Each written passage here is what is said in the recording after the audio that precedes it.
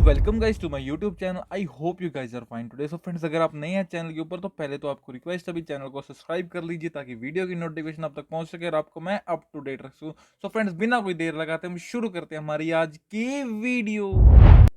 आज की बड़ी अपडेट की बात कर लेते हैं। जो 15 तारीख को बॉर्डर जो फाइनली रीओपन होने वाले हैं, सारा प्रोग्राम ट्रैक के ऊपर है। हर एक मिनिस्टर से बात हो चुकी है जी।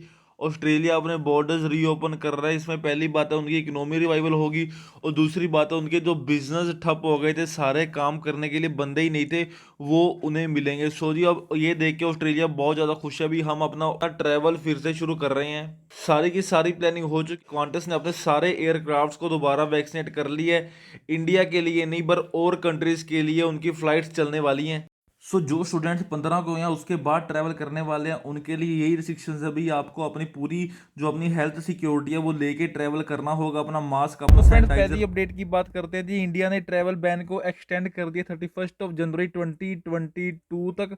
जी, ये सारा जी ओमिक्रॉन को देखते हुए किया गया है। आज directorate general of civil aviation DGAC ने एक नोटिस निकाल दिया जिसके अंदर उन्होंने 31 जनवरी 2022 तक अपनी फ्लाइट्स को जी बैन कर दिया है। कार्गो ऑपरेशनल फ्लाइट्स हैं वो चलती रहेंगी, बाकी शेड्यूल्ड इंटरनेशनल फ्लाइट्स के ऊपर इंडिया की तरफ से बैन लग चुका है। मैंने आपको बताया था भी इनकी हाई लेवल की मीटिंग चल रही है। अब उस मीटिंग का जो रिजल्ट आया, जो इन्होंने 15 दिसंबर से अपनी रेगुलर इंटरनेशनल फ्लाइट्स जो है जी वो चलानी थी, लिखा हुआ है in November the aviation minister had announced that it was in line to resume regular international flights from December 15।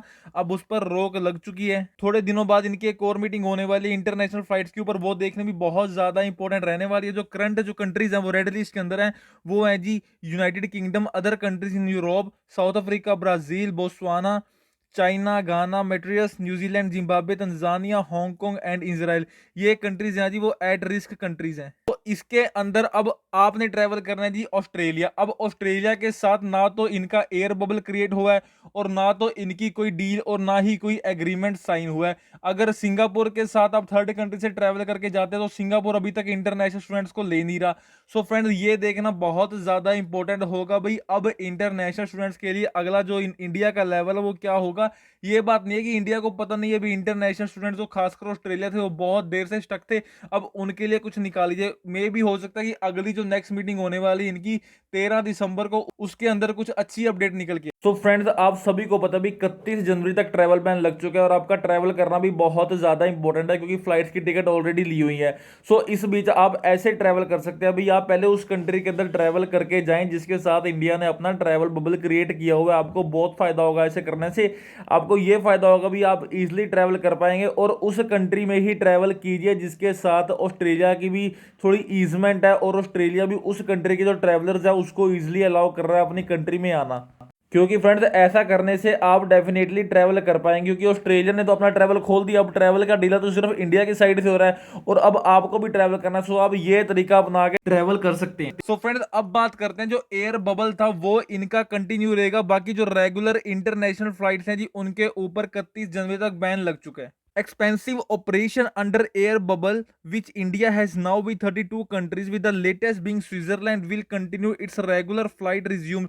Friends, इसके अंदर सिर्फ ऑस्ट्रेलिया वाले स्टूडेंट्स को मे भी चिंता करने की जरूरत है। कनाडा वाले हैं उनके साथ तो पहले ही इनका एयर बबल जनरेट है, सिर्फ ऑस्ट्रेलिया के साथ इनका एयर बबल जनरेट नहीं हुआ।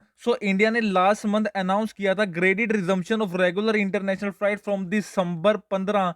However, due to Omicron variant of COVID-19, the center decided to postpone resumption of the flight। Cabinet meeting से पहले कैबिनेट मीटिंग के जो पॉइंट्स हैं वो आ चुके हैं जी न्यूज के अंदर। किन किन पॉइंट्स के ऊपर जो आज की कैबिनेट मीटिंग है जी वो डिस्कस होने वाली है। पहला पॉइंट रहने वाला है भाई, प्राइम मिनिस्टर जो है जी वो हर एक स्टेट टेरिटरी के लीडर से मिलेंगे, वहां की जो हालात है उन पर डिस्कशन करेंगे और ओमिक्रॉन वेरिएंट के ऊपर भी कुछ स्ट्रिक्टनेस करने वाले हैं।